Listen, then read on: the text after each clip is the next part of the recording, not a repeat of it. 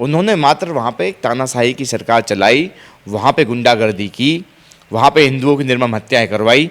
क्या इसी को परिवर्तन कहती हैं ममता बनर्जी? ये ममता बनर्जी आपसे पूरा देश पूछना चाहता है।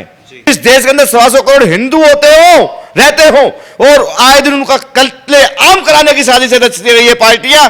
क्या उनको आज संरक्षण मिल गया, सुरक्षा मिल गई, तो क्या वो तानाशाही थी? ये सवाल मैंने ये पूरा देश पूछ रहा है। तो पश्चिमी बंगाल के अंदर जो मारकाट मचाई जा रही थी, क्या वो भारतीय जनता पार्टी मचा रही थी? ये भारतीय जनता पार्टी नहीं, पूरा देश पूछ रहा है। तो ये जो तानाशाही चल रही थी, ये सिर्फ और सिर्फ ममता बनर्जी पश्चिमी बंगाल में चला रही थी और आज उसी तरह की तानाशाही देश की राजधानी दिल्ली में भी चल रही है। जो देश के अंदर 6-7 सालों में जो परिवर्तन आया, सबसे बड़ा परिवर्तन तो यही है। जो ये जहरीले नाग राम जी के नाम लेने पर जिस तरह से रावण बिलबिलाया करता था, उस तरह बिलबिलाया करते थे, आज ये वही लोग हैं जो राम जी को पूज रहे हैं। तो यही तो बदलाव आया इन 7 सालों में। और आप देखिए इस तरीके से सब कुछ चलता रहा तो ये सारी पार्टियां देश के अंदर हिंदू हित के लिए काम ना करने लग जाए तो मेरा नाम संजीव भाटी नहीं। नमस्कार दोस्तों, मैं मोहित सिंह और आप देख रहे हैं भारतीय टाइम्स। और हम बात कर रहे हैं बंगाल चुनाव की और बंगाल चुनाव बहुत ही नजदीक आ चुका है और वहां जो घटनाएं घटित हो रही हैं, सामने एक और घटना ये है कि एक बीजेपी के कार्यकर्ता को मार के लटका दिया गया है। तो इस पर चर्चा करने के लिए हमारे साथ जुड़े हुए हैं संजीव भाटी जी। आखिर वो क्या सोचते हैं, वो क्या, उनसे हम जानेंगे किस तरीके से देखते हैं इन सभी चीजों को, जिस तरीके से उनको मार के लटका दिया गया।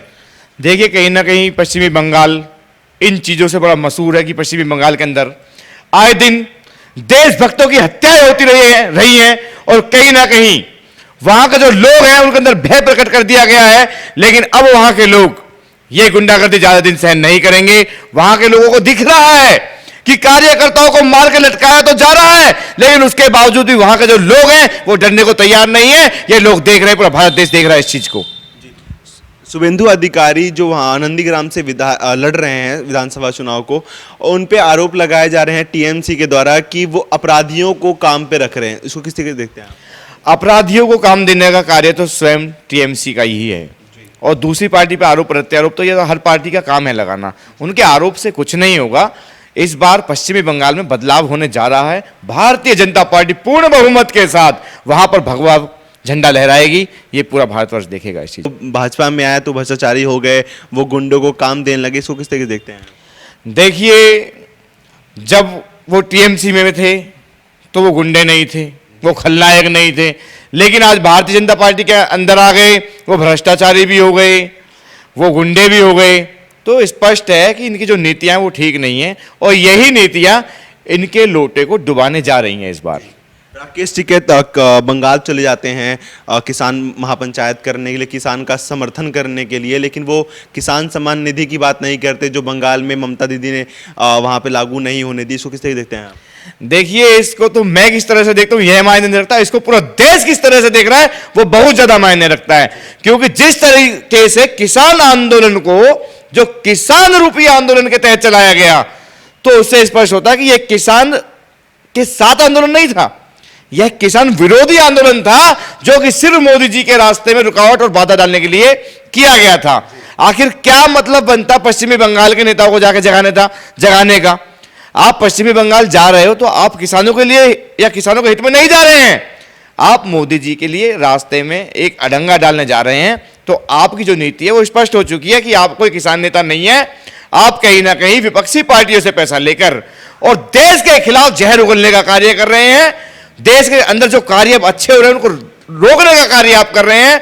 मोदी जी का विरोध करने के लिए ही आप किसान नेता बने हुए हैं। जब ममता बनर्जी सत्ता में आई थी बंगाल की, तो उन्होंने कहा था कि मैं टाटा और नैनो को लाऊंगी। तो अब वो टाटा नैनो कहाँ गई? और जो वहाँ पे चाय पत्ती के जो बागवान थे वो साफ हो चुके हैं, ना कोई उद्योग नया आया, जो थे वो भी खत्म हो गए। देखते हैं। देखिए कहीं ना कहीं पश्चिमी बंगाल का पतन हो रहा था। हमारे जो देश का अंश है पश्चिमी बंगाल, कहीं ना कहीं वहां पर त्राही त्राही मची हुई थी, तबाही मची हुई थी। किसी ना किसी तरीके से वहां पर भारतीय जनता पार्टी को वहां आना बनता था। अगर भारतीय जनता पार्टी वहां ना आती तो जिस तरह से आज कार्यकर्ताओं की लाशों को मारकर वहां लटका दिया जा रहा है, आए दिन तमाम हिंदुओं के ऊपर वहां हमला होते हैं, जिनको कई न्यूज तो ऐसी होती है जो हम देख भी नहीं पाते, ना कोई पत्रकार वहां दिखाने की हिम्मत भी रखते हैं। तो सोचिए कि पश्चिमी बंगाल के अंदर क्या हालात होंगे। लेकिन अब कहते हैं ना कि पाप का घड़ा भर चुका है और ममता की जो वहाँ पे कार्य करने की क्षमता वो बिल्कुल खत्म हो चुकी है। चाहे वो कितने ही नाटक कर ले, कितने ही लंगड़ी बनकर घूम ले, अब कुछ नहीं होने वाला। ममता तो गई बंगाल से। ममता दीदी के साथ एक घटना घटती है तो पूरा मीडिया, पूरा विपक्ष और पूरे जो ये कुछ मीडिया के कुछ लोग जो हैं वो भी आ जाते हैं उनके समर्थन में और कहते हैं कि सबूत ये बीजेपी के नेताओं ने करवाया है, बीजेपी ने करवाया है। और वहीं एक माता के साथ घटती है तो कुछ वही पत्रकार आके कहते हैं कि इसका सबूत दे हमें, और वही मीडिया चैनल उतना हाईलाइट नहीं करती। इन चीज़ों को कैसे देखते हैं आप? देखिए, जब दिया बुझने वाला होता है तो वो बिलबिलाता है। इसी तरह वहां के लोग और नेता बिलबिला रहे हैं। उनको नहीं पता क्या करें क्या ना करें, कुछ समझ में नहीं आ रहा। जब उनको दिख रहा है कि अब ममता वहां से जाने वाली है तो उनकी जो सोच है वो बिल्कुल साथ नहीं दे रही कि उनको क्या करना चाहिए। वो बड़बड़ा रहे हैं बिल्कुल। उनको नहीं पता कि कभी कार्यकर्ताओं को मार दे रहे हैं, कभी जो अपनी पार्टी के नेता थे अब दूसरी पार्टी में चले गए, भाजपा में चले गए, तो उनके लिए उन्होंने भ्रष्टाचारी कह दिया। तो जो इनकी नीतियां वो स्पष्ट हो चुकी हैं। ये एक जो टीएमसी का जो गुंडा रवैया था, वहां जो इन्होंने गुंडागर्दी फैलाई थी, वो बिल्कुल खत्म होने जा रही है। और अब हिंदू भगवा झंडा वहां पर लहराने जा रहा है। तो इस बात की खुशी जो है पूरे भारतवर्ष को है। जिस तरीके से टीएमसी भगवान राम और माता सीता पे जो आपत्तिजनक टिप्पणियां करती हैं, इसको किस तरीके से देखते हैं? देखिए, मैं तो ये कहता हूं कि भगवान श्री रामचंद्र एक सत्य के प्रतीक हैं। भगवान श्री राम सिर्फ भारत के नहीं पूरे संसार के आराध्य हैं। उनके लिए कोई अभद्र टिप्पणी करेगा तो उसका तो समय बिल्कुल सुनिश्चित है कि वो नहीं बच पाएगा और ना ही बच पाएगा। नहीं बच पाएगा और ना ही बच पाएगा। गांधी जी ने जब नाम लिया श्री राम जी का तो कांग्रेस 75 साल तक कांग्रेस ने राज किया सिर्फ एक व्यक्ति के राम जी के नाम लेने पे। और आज पूरी भारतीय जनता पार्टी जिस तरह राम जी का नाम, भले ही वो किसी भी तरीके से ले रहे हों, लेकिन श्री राम जी के जयकारे जो पूरे इंडिया में लग रहे हैं, तो वह पार्टी पूरे देश में राज करेगी, अवश्य करेगी। ये वही ममता बनर्जी हैं जो राम भगवान के नाम से चिढ़ती हैं, और ये अब वही ममता बनर्जी बन चुकी हैं जो नॉमिनेशन फाइल करने से पहले राम भगवान के आराध्य शिव के मंदिर जाके उनकी पूजा करने के बाद नॉमिनेशन फाइल करती हैं। और ये किस तरह की तुष्टिकरण की राजनीति दिखाना चाह रही हैं? तो यही तो परिवर्तन आया है। ये जो देश के अंदर 6-7 सालों में जो परिवर्तन आया, सबसे बड़ा परिवर्तन तो यही है। जो ये जहरीले नाग राम जी के नाम लेने पर जिस तरह से रावण बिलबिलाया करता था, उस तरह बिलबिलाया करते थे, आज ये वही लोग हैं जो राम जी को पूज रहे हैं।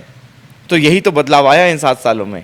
और आप देखिए, इस तरीके से सब कुछ चलता रहा तो ये सारी पार्टियां देश के अंदर हिंदू हित के लिए काम ना करने लग जाए तो मेरा नाम संजीव भाटी नहीं। आपने परिवर्तन की बात की, परिवर्तन पे एक मोदी जी ने एक दिन कहा अपने भाषण में कि बंगाल में अब परिवर्तन होगा, तो इसमें ममता बनर्जी कहती हैं कि परिवर्तन मेरा नारा है और इसको मोदी जी चुरा रहे हैं। इसको किस तरह देखते हैं? परिवर्तन एक नारा नहीं है, परिवर्तन करके दिखाना पड़ता है। उन्होंने क्या परिवर्तन किया? उन्होंने मात्र वहाँ पे एक तानाशाही की सरकार चलाई, वहाँ पे गुंडागर्दी की, वहाँ पे हिंदुओं की निर्मम हत्याएं करवाई। क्या इसी को परिवर्तन कहती हैं ममता बनर्जी? ये ममता बनर्जी आपसे पूरा देश पूछना चाहता है कि जिस देश के अंदर 125 करोड़ हिंदू रहते हों, उन हिंदुओं को ठेस पहुँचा के आप उनका कत्लेआम करवा के, और आप चाहती है कि वो हिंदू आपको वोट दें? वो हिंदू आपको वोट नहीं देंगे। आने वाले 27 तारीख से जो चुनाव चरण आ रहा है, उस चरण में आप देख लेना कि सत्य की बहुत बड़ी जीत होने वाली है। भारतीय जनता पार्टी इस बार परचम झंडा लहराएगी और उसके बाद देख लेना परिवर्तन किसको कहते हैं। परिवर्तन अब वहां पे आएगा। परिवर्तन लाएगी तो सिर्फ मोदी सरकार लाएगी। आपने तानाशाही की बात की और गुंडेबाजी की बात की, तो मोदी जी के ऊपर कहती हैं, तंज कसती हैं ममता बनर्जी की मोदी जी तानाशाह हैं, वो गुंडे हैं, वो मवाली हैं।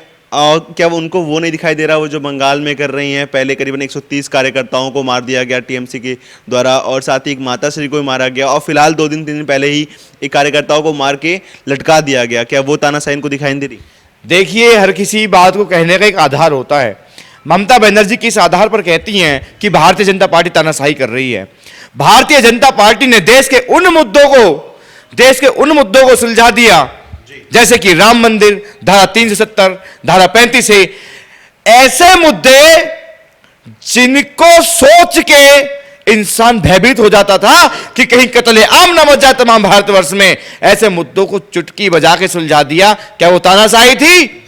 जिस देश के अंदर 125 करोड़ हिंदू रहते हो और आए दिन उनका कत्ले आम कराने की साजिश रचती रही है पार्टियां, क्या उनको आज संरक्षण मिल गया, सुरक्षा मिल गई, तो क्या वो तानाशाही थी? ये सवाल मैंने ये पूरा देश पूछ रहा है। तो पश्चिमी बंगाल के अंदर जो मारकाट मचाई जा रही थी, क्या वो भारतीय जनता पार्टी मचा रही थी? ये भारतीय जनता पार्टी नहीं, पूरा देश पूछ रहा है। तो ये जो तानाशाही चल रही थी, ये सिर्फ और सिर्फ ममता बनर्जी पश्चिमी बंगाल में चला रही थी, और आज उसी तरह की तानाशाही देश की राजधानी दिल्ली में भी चल रही है। जैसे चुनाव नज़दीक आ रहे हैं, वैसे से उनकी पार्टी टीएमसी के कुछ बड़े बड़े नेता, बड़े बड़े सांसद भी अब उनको छोड़ के बीजेपी में या फिर किसी अन्य पार्टियों में शामिल हो रहे हैं। तो कहीं ना कहीं उनको इस बात का डर है कि अगर टीएमसी में वो लोग रहे तो उनका सफाया हो जाएगा। 100% सत्य है, क्योंकि कहीं ना कहीं उनके जो लीडर हैं उनको पता चल चुका है कि ममता बनर्जी अब आने वाली नहीं है। तो इसलिए उनके जो नेता हैं वो पार्टी बदल रहे हैं और भारतीय जनता पार्टी की तरफ उनका रुख है। क्योंकि कहीं ना कहीं जब पार्टी ने सर्वे कराया होगा तो सर्वे में साफ नेताओं को दिख गया कि अब भारतीय जनता पार्टी यहाँ आएगी तो टीएमसी में हमारा कोई लेना देना नहीं है। फिर दूसरी बात मैं आपको बता दूं कि ये जो नेता है, जो इन्होंने गुंडागर्दी टीएमसी में रहकर की है, शायद भारतीय जनता पार्टी में आने से इनके थोड़े पाप धुल जाएं। जी, आपने सर्वे की बात की है, अभी आज की हम बात करें एबीपी और इंडिया टीवी, ये लोग जो सर्वे कर रहे हैं उसमें दिख रहा है कि बीजेपी कांटे की टक्कर में करीबन 184-80 की सीट लगभग जीतेगी। तो इसको किस तरह के देखते हैं?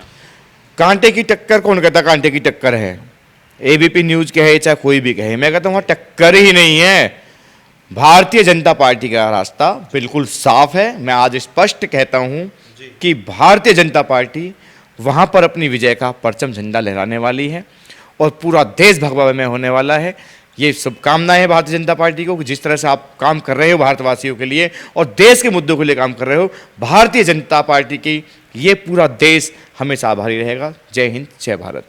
भगवान राम को कांग्रेस काल्पनिक समझती थी कि भगवान राम काल्पनिक है, तो उनका पूरे देश से सफाया हो चुका है। अब बहुत ही कम राज्य बचे हैं जिनमें उनकी शासन चल रहा है, और उसके बाद अब ममता बनर्जी जो राम भगवान के नाम से चिढ़ती हैं, तो कहीं ना कहीं बंगाल से उनका भी सुफरा साफ तो नहीं होने वाला है। देखिए, भगवान राम को काल्पनिक कहने वाले आज खुद काल्पनिक होते दिख रहे हैं। उनका सुपड़ा ही साफ हो गया जो काल्पनिक मानते थे।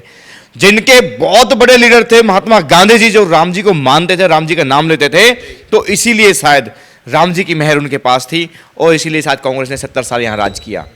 लेकिन जब उन्होंने कांग्रेस ने काल्पनिक कहना शुरू कर दिया राम जी को, तो पतन हो गया कांग्रेस का। और ममता जी अगर ये सोचती हैं कि राम जी को काल्पनिक बता के और अब झूठी पूजा करके और राम जी के मन में घर बना लेंगी, तो ये उनकी गलतफहमी है। श्री रामचंद्र जी आपको वहां से बिल्कुल उखाड़ फेंकेंगे, आपका सुपड़ा बिल्कुल साफ।